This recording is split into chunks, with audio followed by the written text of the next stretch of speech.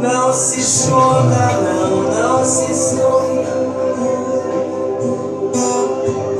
Inverno se foi, Espírito Santo, inverno se foi. nós estamos chegando na tua mesa, Pai. Não se esconda, Oh, Pai, inverno se foi. por favor, adore ao Senhor. Inverno se foi. Erga a tua voz e adore a Ele. Não se esconda, Não se preocupe com a música, apenas o adore. Apenas o adore.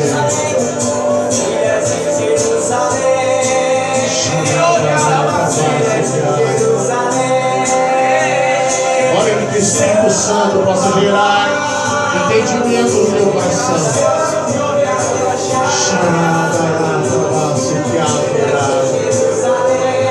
Adore Ele, adore Ele.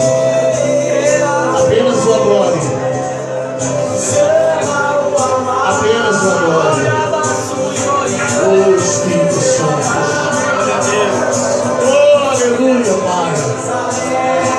Nós queremos chegar na tua mesa nessa noite.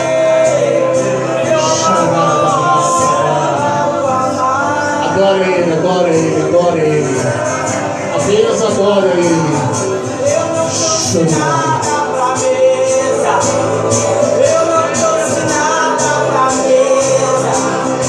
Apenas uma foto acesa.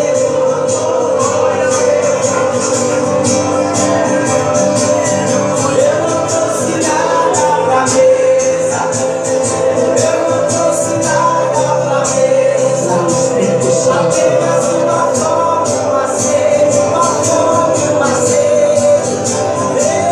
Oh Espírito Santo. Eu não trouxe nada pra mesa. Ministra o nosso coração, Senhor. Ministra o nosso coração, Pai. Ministra o nosso coração, Pai. Ministra o nosso coração, Pai. Aleluia.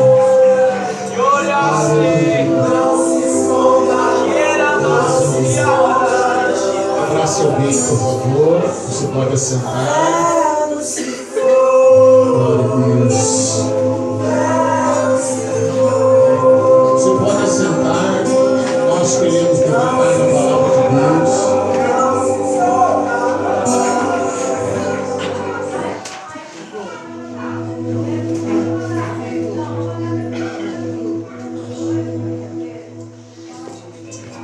Amém?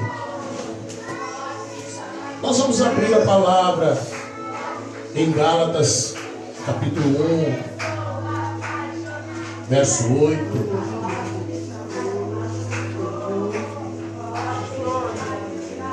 Aleluia, Pai. Gálatas 1, 8.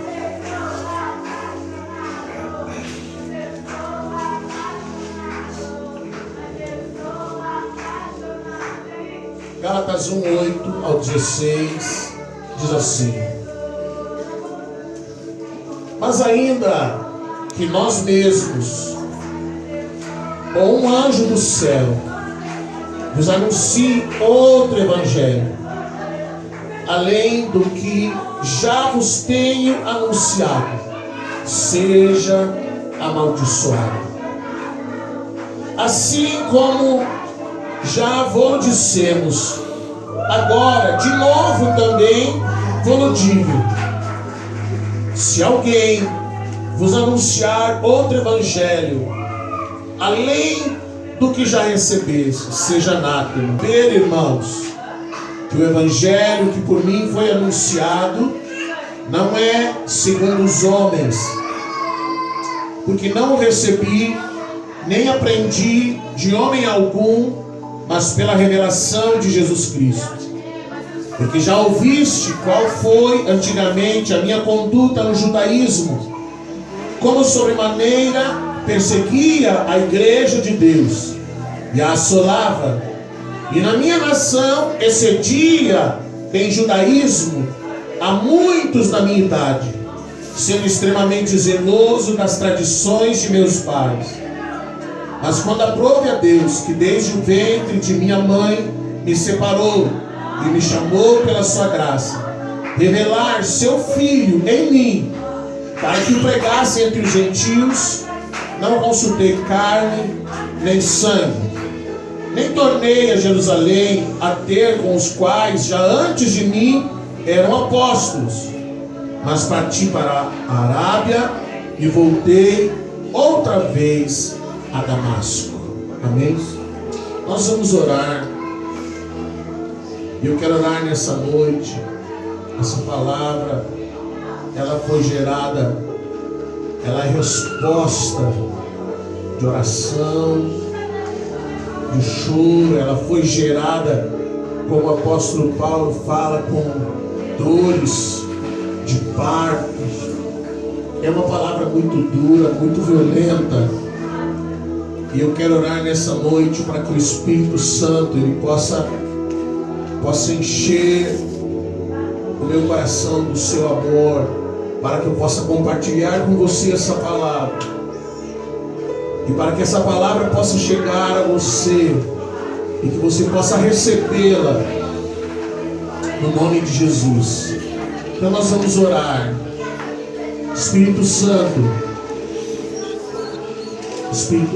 nós oramos para que o nosso coração receba a Tua palavra nessa noite, Senhor. Essa palavra que foi gerada, Senhor, com muita oração, muito choro. Essa palavra tão intensa, Senhor. Que o Teu Espírito possa gerar em nosso coração a Tua vontade e o Teu querer. Dá-nos entendimento, Senhor. Dá-nos compreensão da Tua palavra. Meu Deus, todas as raízes de religiosidade, tudo aquilo que se opõe à verdade da Tua palavra, cada pensamento, cada mentalidade, nós levamos agora presos, cativos à cruz de Cristo. Nós liberamos a mente, Senhor, para que a mente de Cristo possa ser gerada em nós e que possamos entender essa palavra, possamos nos alimentar dessa palavra e que ela possa, Senhor, produzir o que Tu desejas em nós, no nome de Jesus, no nome de Jesus. Amém. Amém. Pedi só um pouquinho de volume, né? Meu trabalho está muito boa. Nessa noite, queridos, eu quero falar com você, como o próprio apóstolo Paulo, ele fala sobre o outro evangelho. Eu quero falar sobre o outro evangelho. Na verdade, eu quero falar do poder destruidor do outro evangelho. Então, para nós entendermos, ficou bem bom, para nós entendermos o poder destruidor do outro evangelho, nós precisamos entender o que é o outro evangelho. Você pode fechar a Bíblia para não ser tentado a ficar lendo, depois a gente vai ler mais alguns textos. Sabe, quando nós começamos a mergulhar o nosso coração no Evangelho do Reino, muitas coisas, elas me chocaram. Quando eu fui entendendo algumas coisas, conforme Deus o Pai foi abrindo o meu entendimento, muitas coisas elas me chocaram. Muitas coisas elas criavam uma confusão na minha mente. E uma delas é exatamente esse outro evangelho. Outro evangelho. Eu nunca havia ouvido falar que existia outro evangelho. Eu nunca havia ouvido falar que existia outro evangelho. Então, quando eu entendi essa palavra do apóstolo Paulo, quando eu entendi o que o apóstolo Paulo estava falando, isso gera em nós uma crise. Isso gera em nós uma crise. E o meu desejo nessa noite é que o Espírito Santo ele possa gerar uma crise no teu coração. Se você entender essa palavra, talvez você saia daqui em crise. Talvez você saia daqui dizendo: meu Deus, eu não sei nada, porque foi exatamente assim que eu me senti quando eu fui entendendo as coisas, quando eu fui entendendo o Evangelho do Reino, quando eu fui entendendo a palavra de Deus, quando eu fui entendendo o que é esse Evangelho do Reino. Então o apóstolo Paulo, ele fala várias vezes, aqui bem no começo, ele fala de um outro Evangelho. E ele diz assim: olha, se um anjo vier, se um anjo descer do céu, e ele vier aqui pregar outro Evangelho, que não é esse que você está ouvindo, que você entenda. E se algum homem se levantar para falar, pregar e anunciar este outro Evangelho, que ele seja amaldiçoado. Então é algo muito sério. Amém? Diga para o irmão aí, presta atenção, irmão. Diga para ele, presta atenção. Cutuca ele aí, presta atenção. Eu quero que você entenda. Então eu vou bem devagar. Eu vou pegar a espada e vou enfiar bem devagarinho assim. Vou machucar de pouquinho em pouquinho. Mas eu quero que você entenda. Amém? A primeira grande diferença: como eu vou identificar esse outro Evangelho? Como eu vou saber o que é esse outro Evangelho? Uma das características desse outro Evangelho é a forma como ele trata as pessoas, é a forma como ele se dirige às pessoas, é a forma como ele vê as pessoas. Esse outro Evangelho, ele enxerga as pessoas como se fossem clientes. Diga para o irmão, outro Evangelho vai te tratar como um cliente. Então ele enxerga as pessoas como se fossem clientes. E todos nós, mesmo que não sejamos comerciantes ou que não prestemos nenhum serviço, todos nós sabemos a regra do comércio, a regra do cliente. O cliente tem sempre razão. O cliente tem sempre razão. O objetivo é que o cliente nunca fique desagradado. O cliente nunca fique triste.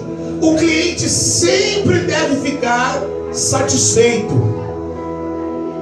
Então, uma das visões desse outro Evangelho é que ele vê as pessoas como clientes.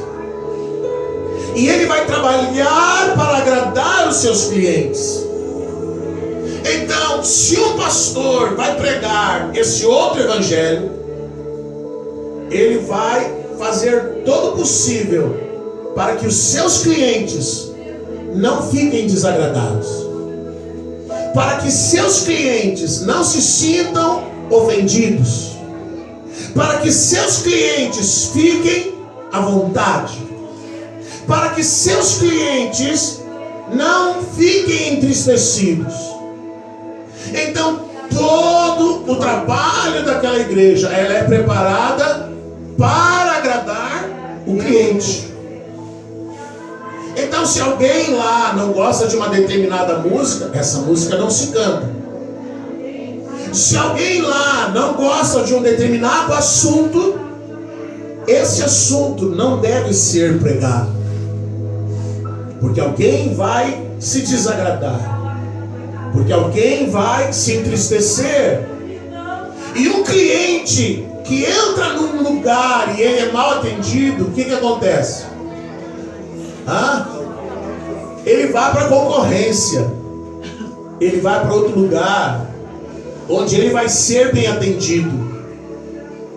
Então, aquele líder, ele não pode perder para a concorrência. Então ele está vendo aquela outra denominação como uma concorrente, está concorrendo com eles. Então eles precisam fazer o possível para que seus clientes fiquem agradados. Então o prédio precisa ser bonito, porque tem que encher os olhos dos clientes. Os clientes precisam dizer: uau, eu vou naquele lugar. O ambiente precisa ser climatizado. As cadeiras precisam ser estofadas. A música suave. E a palavra mais insonsa do que você possa imaginar, porque as pessoas não podem se sentir ofendidas, não podem se sentir chocadas, ninguém pode se magoar, ninguém pode se ferir. Então, esse outro evangelho, ele poderia ter vários nomes, mas o apóstolo Paulo deu para ele o nome certo: outro evangelho. Porque parece evangelho, mas não é. Diga para o irmão: parece evangelho, mas não é. Se fosse hoje que o apóstolo Paulo estivesse falando sobre outro evangelho, ele diria assim: é um evangelho fake. Ou seja, é um evangelho falso. Parece evangelho, mas não é. É um evangelho virtual. Porque às vezes as pessoas têm a sua página lá na rede social, e lá naquela página da rede social, no Facebook, eles apresentam uma vida que não é verdadeira. Mostram uma vida que eles não têm. Então o casal posta fotos lindas e apaixonadas no Face, mas na prática brigam que nem gato e cachorro. Mas socialmente, diante da visão virtual, eles são apaixonados, eles se amam.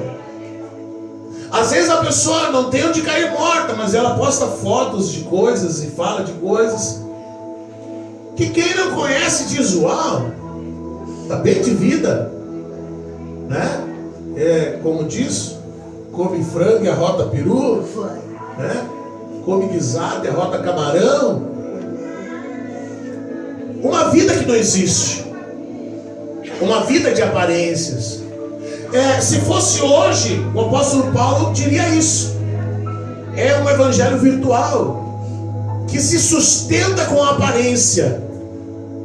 Então alguém finge que é santo, o outro finge que acredita que ele é santo, e assim esse outro evangelho ele vai se mantendo com as aparências. Ele se sustenta com a aparência. Você pode fazer o que quiser, desde que não falte com a sua contribuição, desde que você não pare de contribuir, desde que você não pare de depositar o seu dinheiro.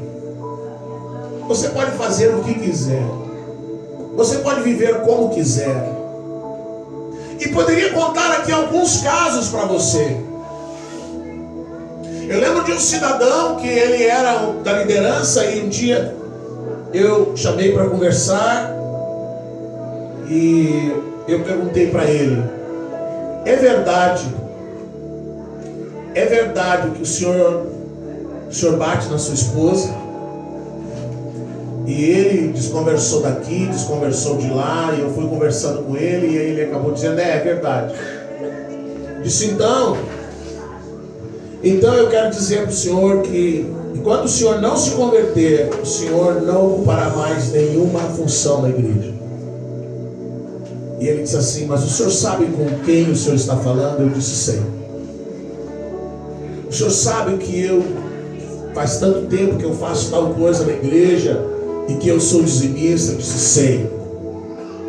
Mas enquanto o senhor não se converter, enquanto não chegar aos meus ouvidos que você parou de bater na esposa, o senhor não volta mais a nenhuma função. Porque bastava viver de aparência. E se alguém se levanta e quer exigir algo mais, se alguém se levanta e quer exigir o que a palavra de Deus exige, vai sempre alguém se levantar e vai dizer que não é bem assim, que o pastor tem que amansar mais um pouco, que o pastor tem que suavizar, que o pastor não pode exigir, que o pastor não pode cobrar, porque todo mundo é assim, porque todo mundo vive assim. E esta é a consequência do grande desse outro evangelho. As pessoas, elas estão dentro dos templos, elas estão lotando os templos, mas elas não estão ouvindo o evangelho. Se nesses últimos 20 anos você se converteu, é bem provável que nesses últimos 20 anos muito pouca coisa você tenha ouvido do que é evangelho.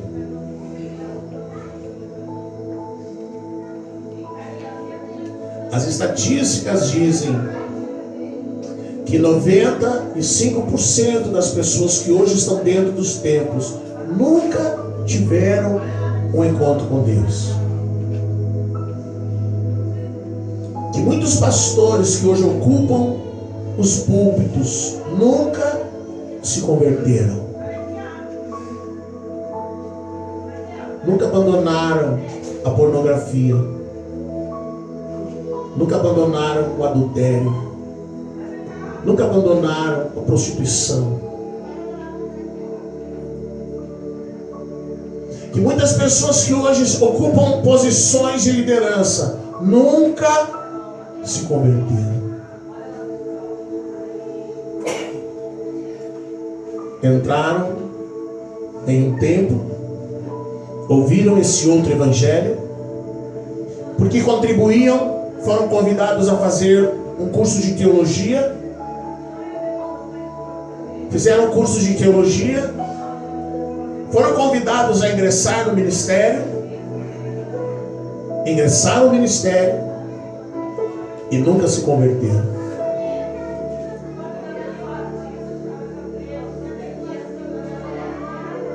90% de pessoas que hoje ocupam posições de liderança nos altares do templo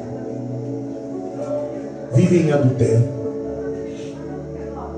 vivem fornicando, vivem fazendo rolo, fazendo tudo que não presta, mas porque contribuem, eles são mantidos em suas funções, porque o pai é um vice-presidente, porque o pai é um pastor, porque é amigo do pastor. Essa é a consequência do falso evangelho. Essa é a consequência desse evangelho fake.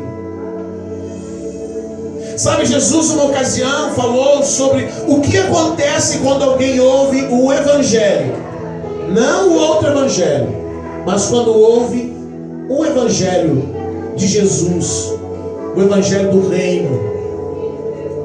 Jesus, ele apresentou qual seria a porcentagem de pessoas que, ouvindo o evangelho, como elas reagiriam diante do evangelho.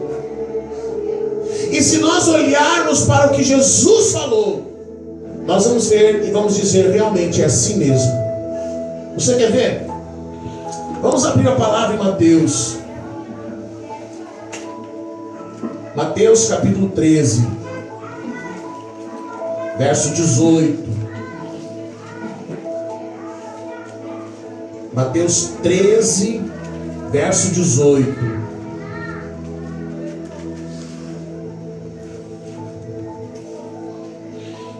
Olha só o que Jesus fala da reação das pessoas quando elas ouvem o evangelho. Sabe, muitas pessoas, elas vão ter reações diferentes a respeito do evangelho, mas eu quero que você veja o que Jesus fala. Mateus 13, 18.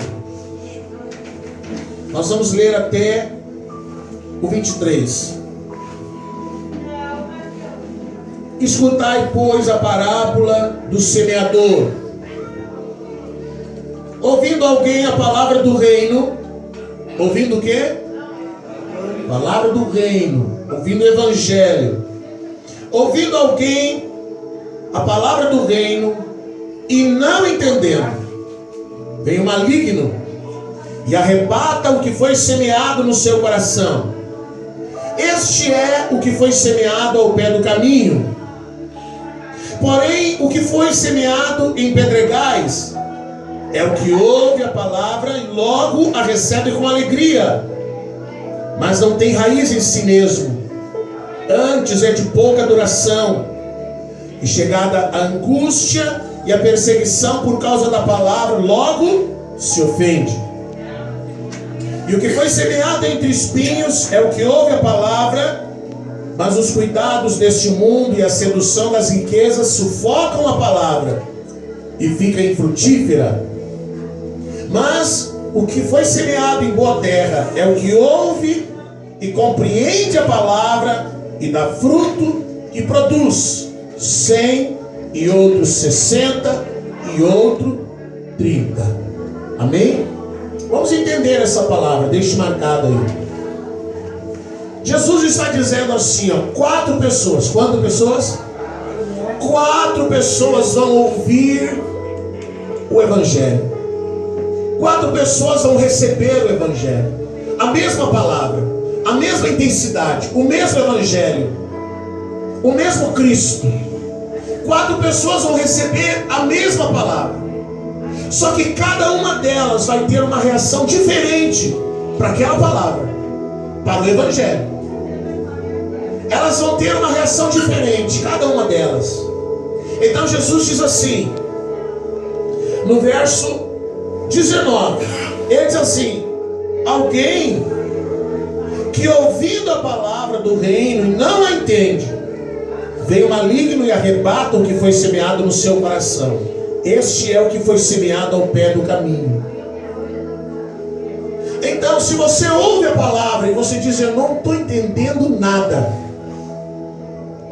a mentalidade religiosa, a mentalidade gospel, a mentalidade evangélica, tem muita dificuldade de entender o Evangelho.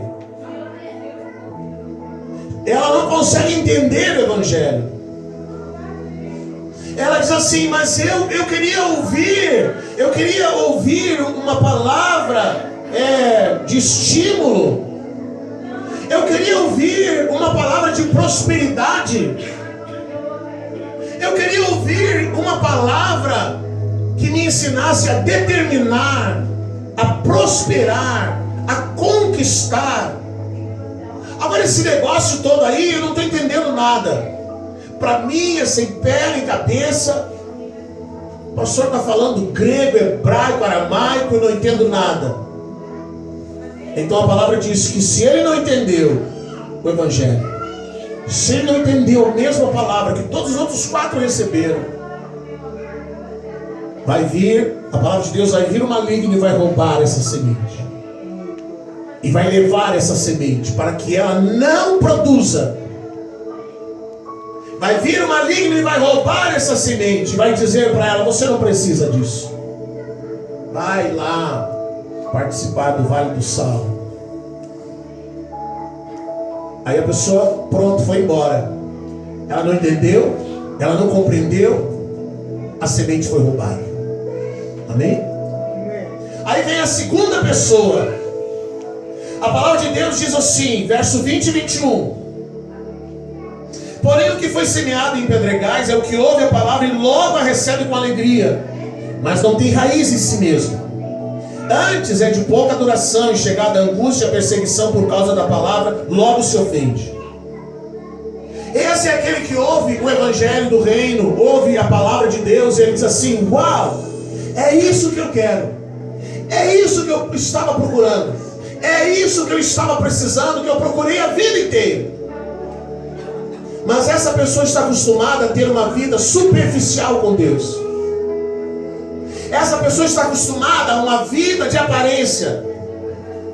Então ela não gosta de orar, ela não quer orar, ela não quer buscar a Deus, ela não quer renunciar, ela não quer pagar o preço, ela não quer nada, ela não quer se comprometer. Ela quer abusar da noiva, mas não quer casar. Isso é muito sério.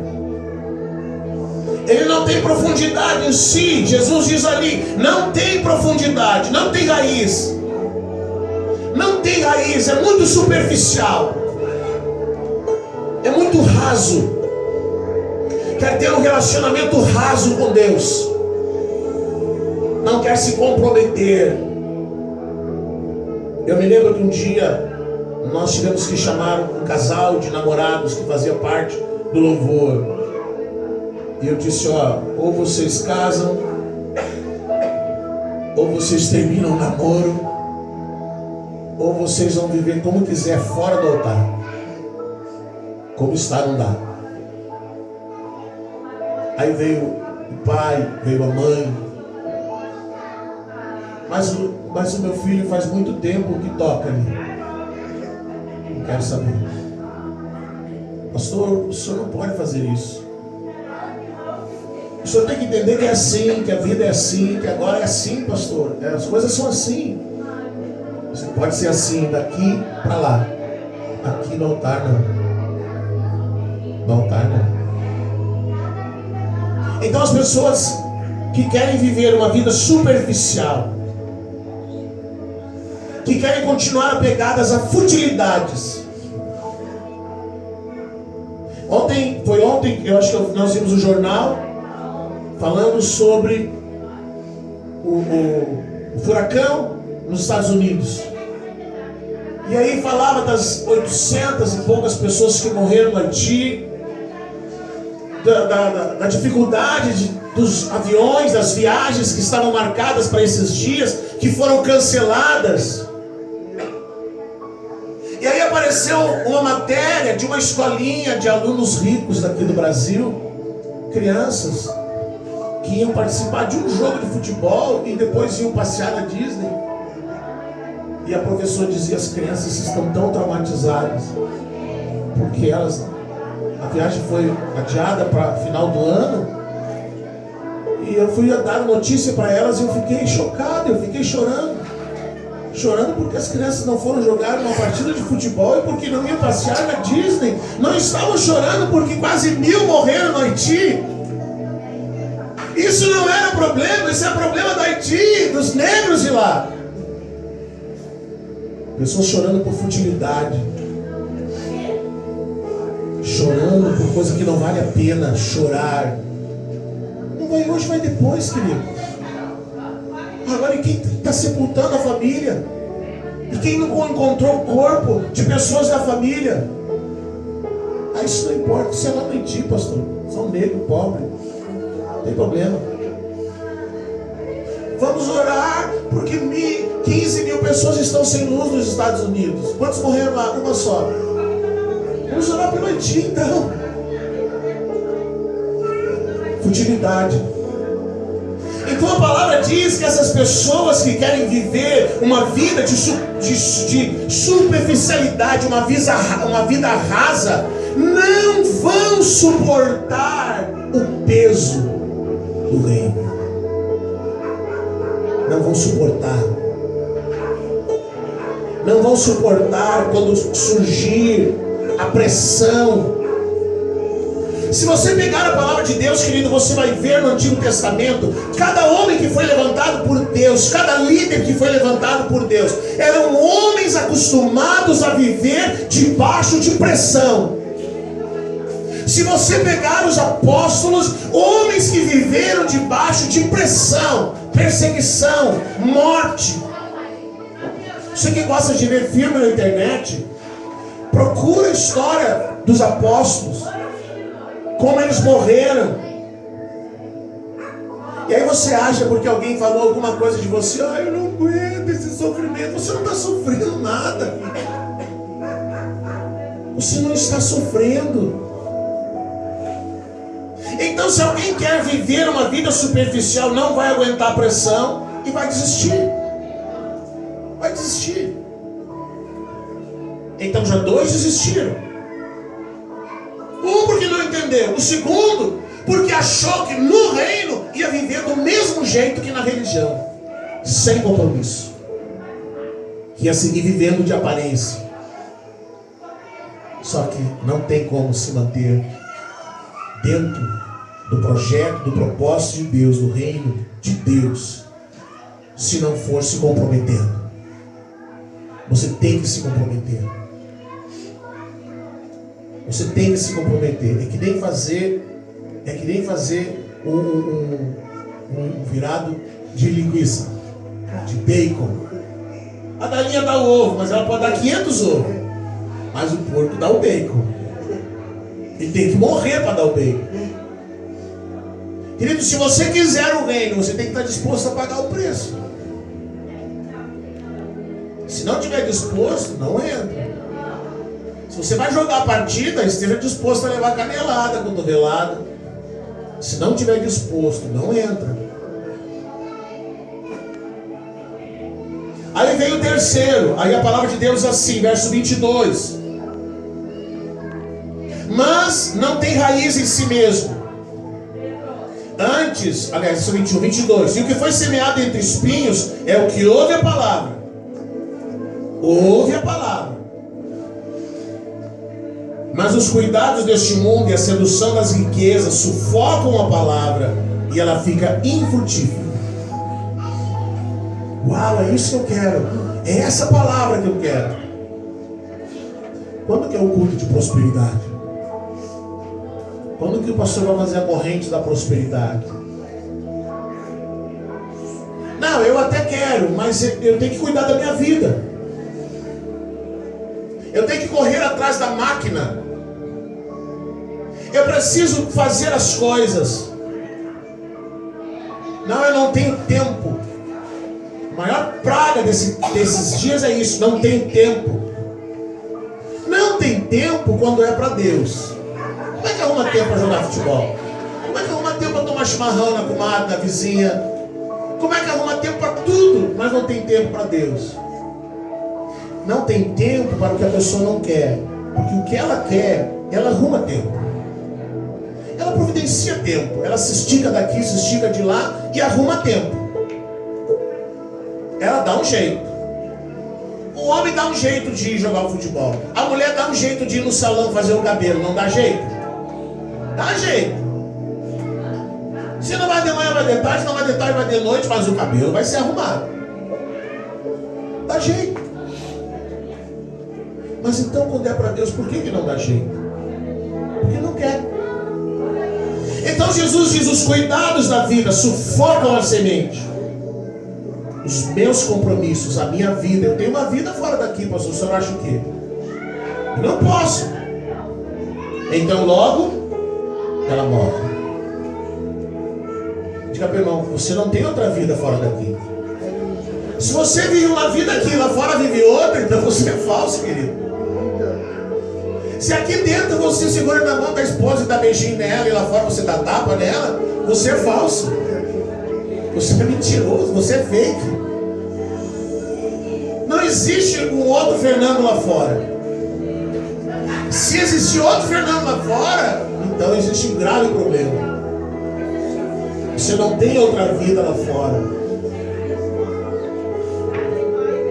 Você pode ter uma outra vida que você escolheu. Aí vem o quarto, que pegou o quarto agora. O terceiro já desistiu, meu Deus.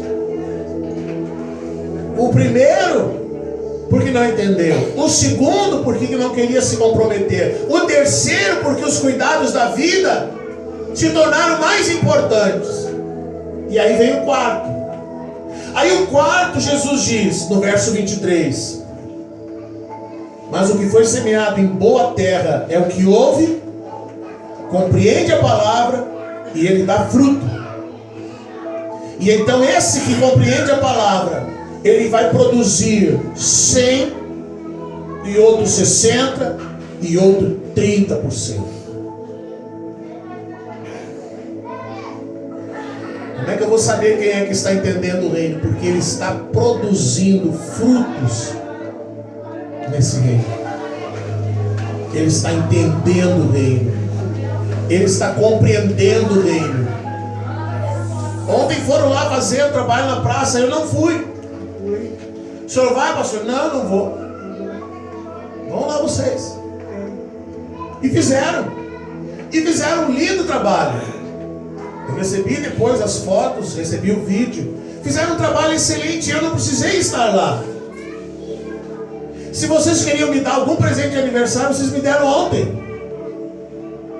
Vocês amadureceram e vocês já sabem produzir frutos sem depender do pastor. Vocês cresceram, vocês amadureceram, vocês já estão entendendo o reino a ponto de produzir frutos. Não estão só recebendo, já estão dando. Vocês estão entendendo o reino. Dá parabéns, irmão do lado, parabéns, irmão. Espere assim, mas não te acha, tá? Diz aí pra ele, eu mandei dizer, ó, diz pra ele, não te acha. Não te acha não, porque você está fazendo alguma coisa que... Quanto por cento é o resultado? Hã? Dos que vão ouvir e dos que vão responder. Quanto por cento? 25%. De cada 4, 1.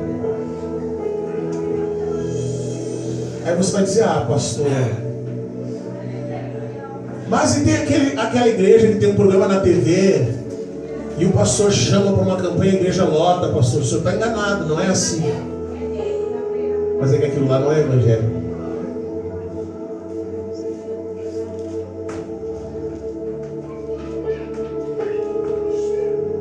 Não é evangelho.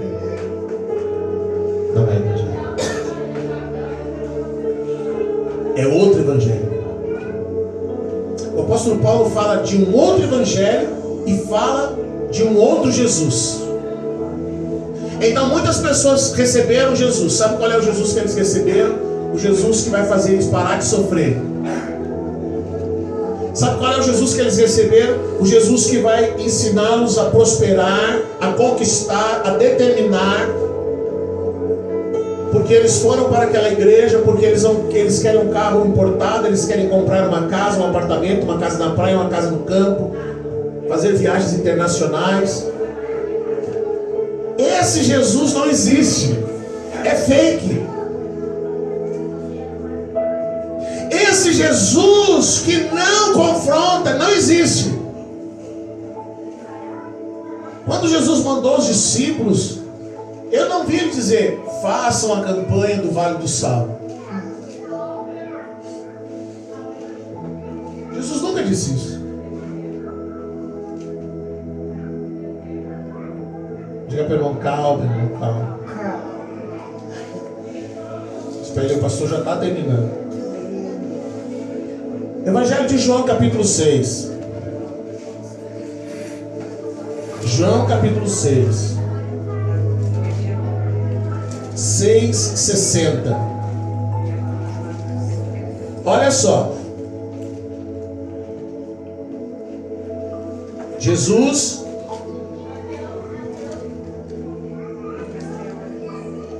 está falando sobre aqueles que vão herdar o reino de Deus.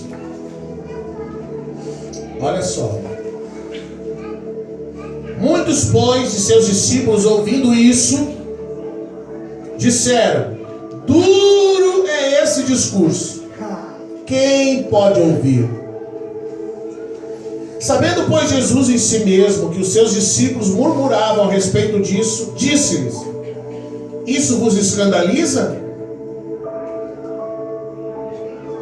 Que seria, pois, se visse subir o Filho do Homem para onde primeiro estava? O Espírito é o que vivifica, a carne para nada aproveita.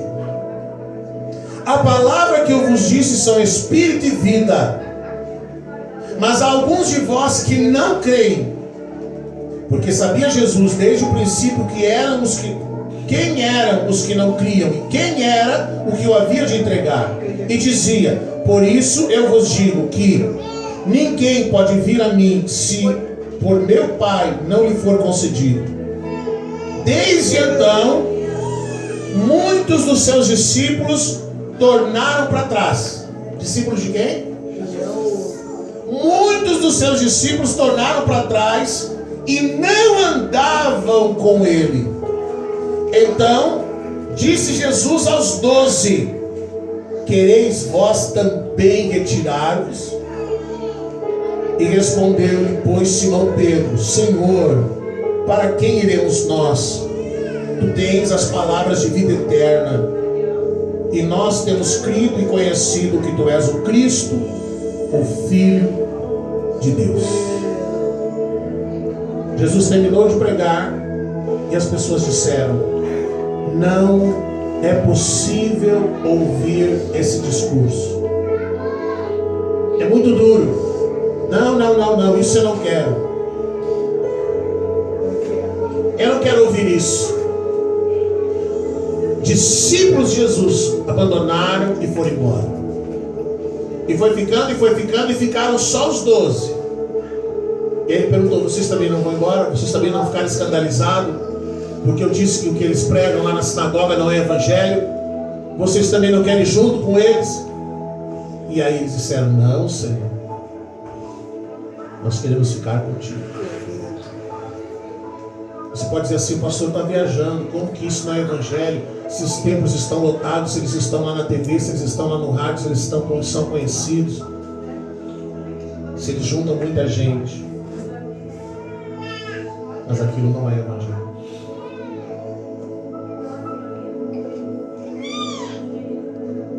Aquilo não é evangelho. Muita gente vai morrer e vai descobrir tarde demais que o que eles ouviram a vida inteira não era evangelho. Sabe o que é evangelho? 1 Coríntios capítulo 1, verso 22. Ouve só o apóstolo Paulo falando sobre o que é o evangelho. Capítulo 1, verso 22 ao 24.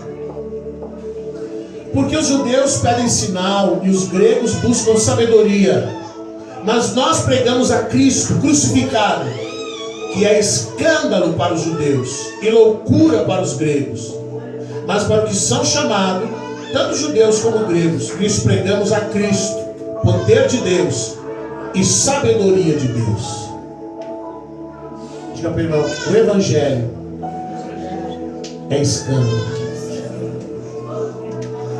É provável que você vá para casa hoje e vai dizer assim: mas o pastor Fernando anda muito chapado para dizer que aquilo lá não é evangelho. Ora, não vou saber o que é evangelho.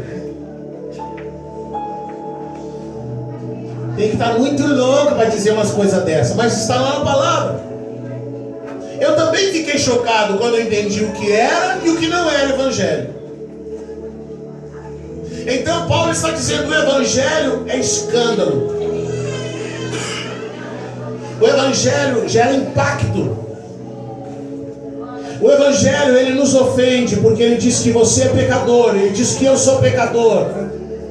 Ele diz que eu preciso me arrepender e que você precisa se arrepender. O evangelho diz que se você não se arrepender e que se eu não me arrepender, eu não vou herdar o reino de Deus. O evangelho diz que eu tenho que aprender a renunciar, que eu tenho que me arrepender. Se você entrou num templo e você nunca ouviu isso, você nunca ouviu evangelho. Você pode ter ouvido outra coisa, mas não ouviu o evangelho. Ele gera escândalo. O evangelho é escândalo. O evangelho causa inquietação. Ele causa insônia. Ele gera medo. Porque muitos que hoje estão dentro de um templo, se ouvissem o que é arrependimento e entendessem o que é arrependimento, eles correriam para as plataformas e eles se chorariam diante de Deus, e eles se arrependeriam do seu pecado. Milhares e milhares estão morrendo todos os dias, e eles estão morrendo pensando: eu vou morrer e vai vir uma carruagem de fogo me buscar. E quando eles morrerem, o que vai vir buscar é, como eu digo, os homens de preto vêm buscar.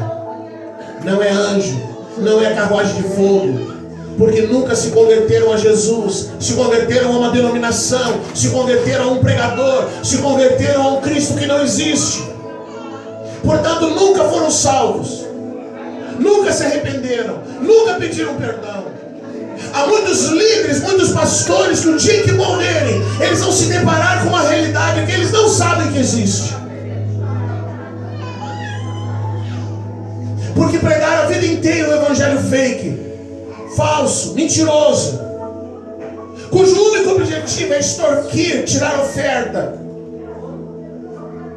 tirar dinheiro. É passar semanas e semanas pensando: o que eu vou fazer para tirar dinheiro? O que eu vou fazer? Que campanha eu vou inventar?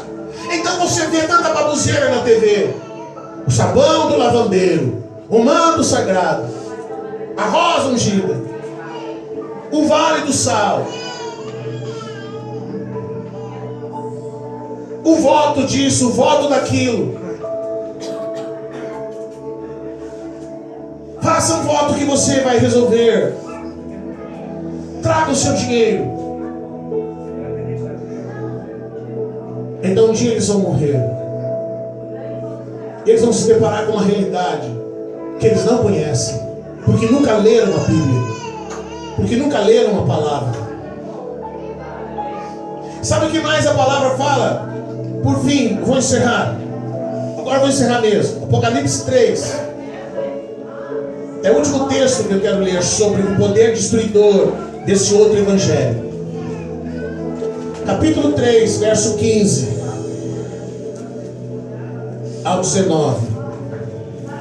3, 15 ao 19. Jesus falando: eu sei as tuas obras, que não és frio nem quente. Tomara que fosses frio ou quente. Assim, porém, porque és morno e não és frio nem quente, vomitar-te-ei da minha boca. Como dizes: sou rico, estou enriquecido, e nada tenho falta, e de nada eu tenho falta, e não sabes que és um desgraçado, miserável, pobre, cego e nu. Aconselho-te que de mim compres ouro provado no fogo, para que enriqueças, e vestes brancas, para que vistas, e não pereça, e não apareça a vergonha da tua nudez, e que unjas os teus olhos com colírio, para que vejas. Eu repreendo e castigo a todos quantos amo. Sê, pois, zeloso e arrepende-te. Não é o que dizem. Não é o que dizem. Ah, se o pastor é bem sucedido, ele tem que saber tirar dinheiro do povo. Se o pastor é bom, ele tem que ganhar muito dinheiro. Se a denominação é boa, porque existe luxo no seu templo. Então a palavra diz: vocês se dizem ricos, mas não sabem que são miseráveis, pobres, cego, nu. Aí ele diz assim: comprem de mim, comprem de mim ouro refinado, provado pelo fogo, para que enriqueças, e vestes brancas, para que te vistas e não apareça a vergonha da tua nudez, e que unjas os olhos com o colírio, para que vejas. Vamos entender o que Jesus está falando. Ouro refinado está falando daquele que é preparado, treinado pelo Espírito Santo. Ele diz assim: o ouro, para ele ficar bom, ele tem que passar pelo fogo. Crente, para ser bom, cristão, para ser bom, tem que passar pelo fogo de Deus. Porque se não passar pelo fogo de Deus, não é nada, é só barulho. Então Jesus diz: compre de mim ouro refinado, vestes brancas, santidade. Santidade, vida com Deus. Depois, colírio, para que você veja. Que adianta a pessoa dizer que é cheia de Deus mas ele não enxerga o mendigo, não enxerga o pobre e o necessitado. Deus precisa abrir os olhos dele para que ele veja. Amém? Vamos ficar de pé. O Evangelho de Jesus é o Evangelho que nos leva ao arrependimento, à confissão de nossos pecados, à mudança de vida, à transformação de vida. Se uma pessoa disser que é cheia do Espírito Santo, mas continua mau caráter, ela não é cheia do Espírito Santo. Ela pode ter qualquer espírito, mas não é o Espírito de Deus. O Evangelho precisa nos levar ao arrependimento. Então nós queremos orar nessa noite para que o Espírito Santo ele possa gerar em nós arrependimento. Vamos fechar os olhos, vamos orar em nome de Jesus. Feche os seus olhos. Eu não quero viver uma vida superficial. Eu não quero, Senhor, ficar sem me comprometer contigo.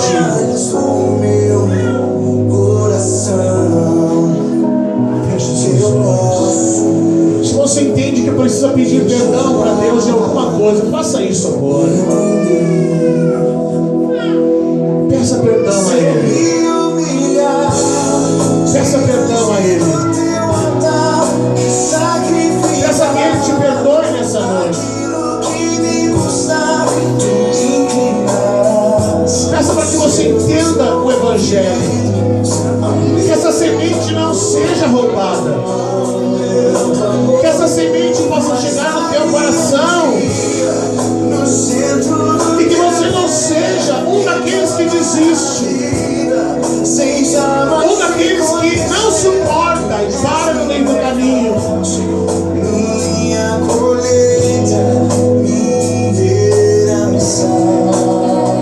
Deus sabe o que você precisa. Deus sabe o que você precisa. Não é pecado prosperar. Não é pecado prosperar. O pecado está em você querer tanto as coisas que não quer Deus. Você querer tanto que Ele te dê dinheiro, mas você não quer Ele, você quer só o que Ele pode te dar. Isso é que é pecado. É você ser dominado pelas coisas. É você ser dominado pelo dinheiro, pelo recurso. Isso é pecado. Não, querido, Deus quer que você prospere, mas que você prospere e que você seja alguém que saiba compartilhar, que saiba dividir, que saiba estender a mão, que não seja egoísta. Não, que não seja egoísta.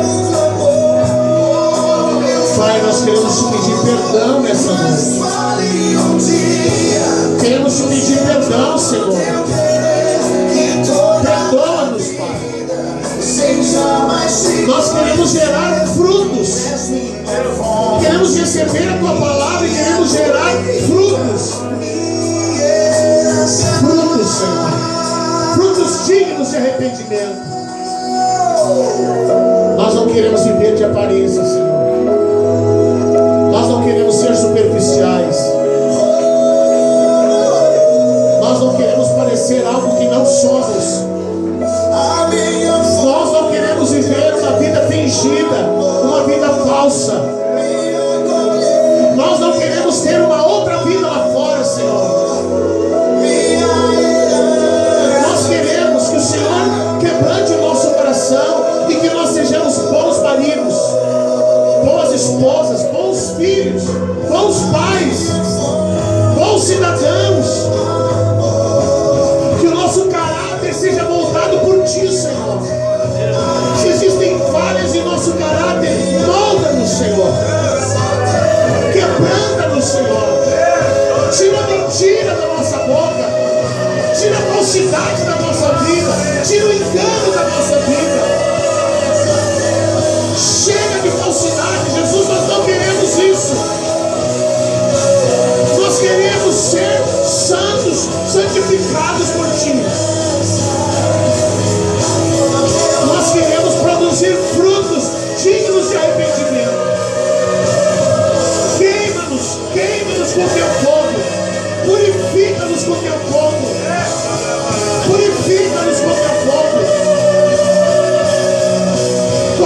nossos lábios, toque em nossa mente, toque em nossas mãos, toque em nossos olhos, em nossos pés. Santifica-nos, nos dá graça de suportar a pressão, Senhor. Nós precisamos aprender a suportar a pressão. Nós não queremos desistir por causa dos cuidados da vida. Não queremos desistir porque não suportamos a pressão. Nós queremos aguentar firme porque o Senhor morreu por nós. E nenhum de nós está sendo morto por nada. Ajuda-nos a suportar a pressão. Ajuda-nos a aguentar firme, Senhor. A não desistir, a não parar, a não olhar para trás como fez o povo do Egito. Quando eles olharam para trás e disseram: ah, que saudade do Egito. Nós não queremos ter saudade da religião. Nós não queremos ter saudade de uma vida fake, de uma vida falsa, de uma vida mentirosa. Nós não queremos isso, Senhor. Isso não nos pertence. Nós queremos a Ti, Senhor. Nós queremos a Ti, Senhor. Nós queremos a Ti, Senhor. Os primeiros apóstolos morreram por Ti, Senhor. Que nós saibamos suportar a pressão. Queima-nos, Pai. Tira a superficialidade. Tira, Senhor, a futilidade. Tira aquilo que nos distrai e nos afasta de Ti. Na busca pelas coisas da nossa vida, nos distraímos, Senhor. Ah, Espírito Santo, que os nossos olhos se abram para ver o que Tu estás vendo. Como Tu estás vendo, Senhor.